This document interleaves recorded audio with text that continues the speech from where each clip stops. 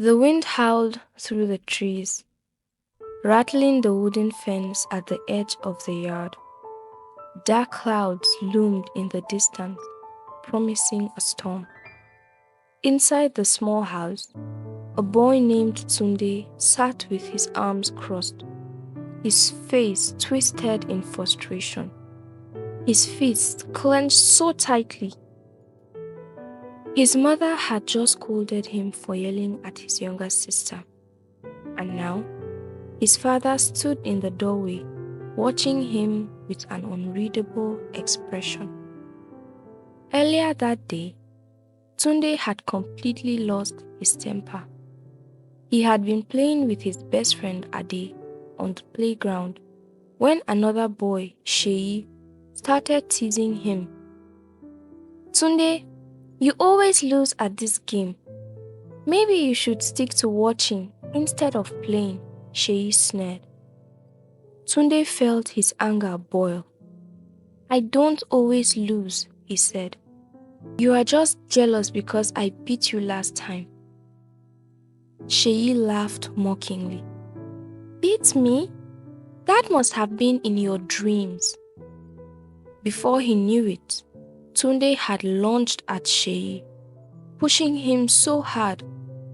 The boy stumbled and fell into the dirt, his expression changing from amusement to shock.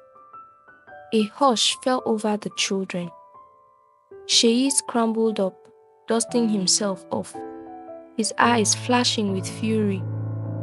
"You think you are so tough, Tunde. You'll regret that." Before the fight could escalate further, an elder who had been watching nearby intervened, sending Tunde home with a stern warning. Tunde stormed back, furious, only to be met with his mother's disapproving gaze. "Tunde, this is the third time this week. We need to talk," she said before sending him to his father. Now, standing in the doorway, his father called him. "Tunde," his father said in a calm but firm voice, "come with me now." Tunde hesitated but obeyed. His father led him outside. The evening air was thick with humidity. They stopped in front of the tall wooden fence that enclosed their yard. "What do you see?" his father asked. Tunde frowned, confused. "A fence?" His father nodded and handed him a small sack. Tunde looked inside and found a collection of rusty nails. "For every time you lose your temper," his father continued, "you must take a nail and hammer it into this fence. Each time you raise your voice in anger, lash out, or say something hurtful, you will drive a nail into the wood." Tunde's brows knitted together. "That's silly. What's the point of that?" His father's eyes were gentle but unwavering. "You'll understand soon enough," he responded. The next morning, Tunde woke up to the sound of birds chirping outside his window. He groggily made his way to the kitchen, where his mother was making breakfast. "Good morning, Tunde," she greeted. Tunde merely grumbled in response, still sore from the previous day's lesson. As he reached for a piece of bread, his little sister Kemi accidentally bumped into him, causing his water to spill across the table. "Kemi, look what you did," he snapped, his temper flaring. His mother's sharp gaze met his. Without a word, she gestured toward the door. Tunde sighed and grabbed a nail from the sack before heading outside to hammer it into the fence. By noon, there were already 10 nails embedded in the wood.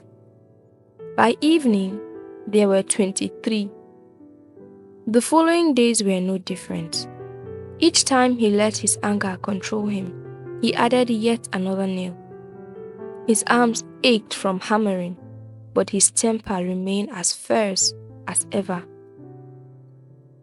One evening, on a particularly bad argument with a neighbor's boy, Tunde stormed into the yard, hammering in a nail with all his strength.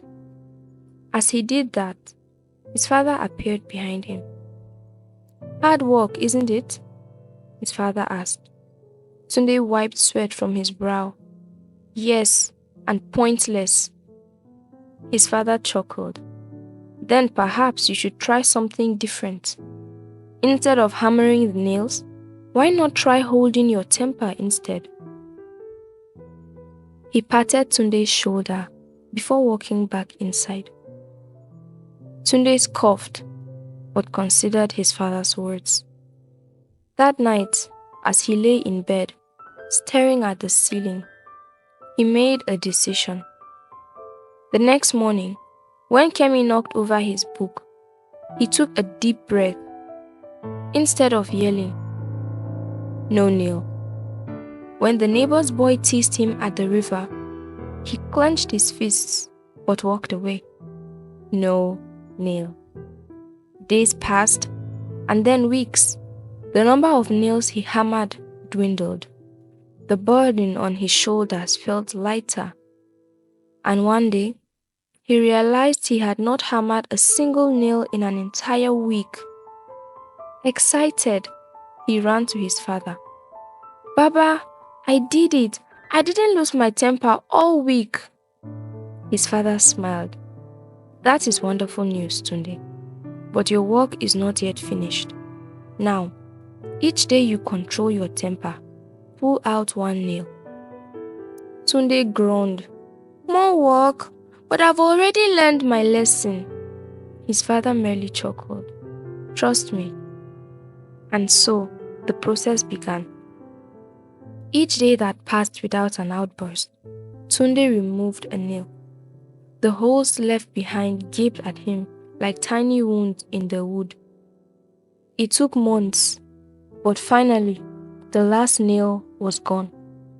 He stood before the fence, now riddled with holes, and felt a strange sense of accomplishment. One evening, as he examined the fence, he noticed an old man watching him from the other side. The man had deep lines on his face and a solemn expression. "Boy," the man said in a raspy voice, "that fence tells a story." Tunde frowned. "A story? What do you mean?"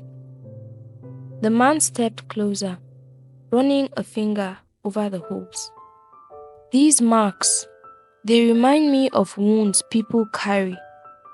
Some wounds heal, some do not, but the scars remain." Tunde swallowed. "Are you saying I can't fix what I've done?" The man smiled faintly. "You can make amends. You can become better, but the past leaves its marks. It is up to you to ensure you do not add more." That night, Tunde sat with his father under the dim glow of a lantern.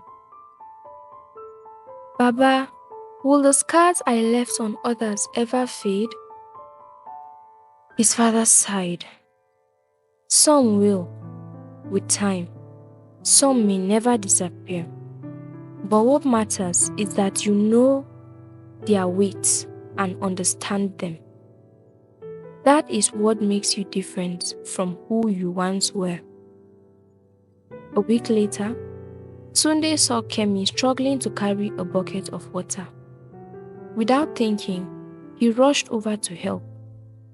When the neighbor's boy challenged him to a fight, he chose to walk away, surprising everyone. Slowly, people noticed the change in him. One afternoon, his mother sat beside him on the porch. "I'm proud of you, my son." Tunde smiled. "Thank you, Mama." She touched his hand gently. "Do you understand now why your father gave you the nails?" she asked. "Yes," Tunde nodded.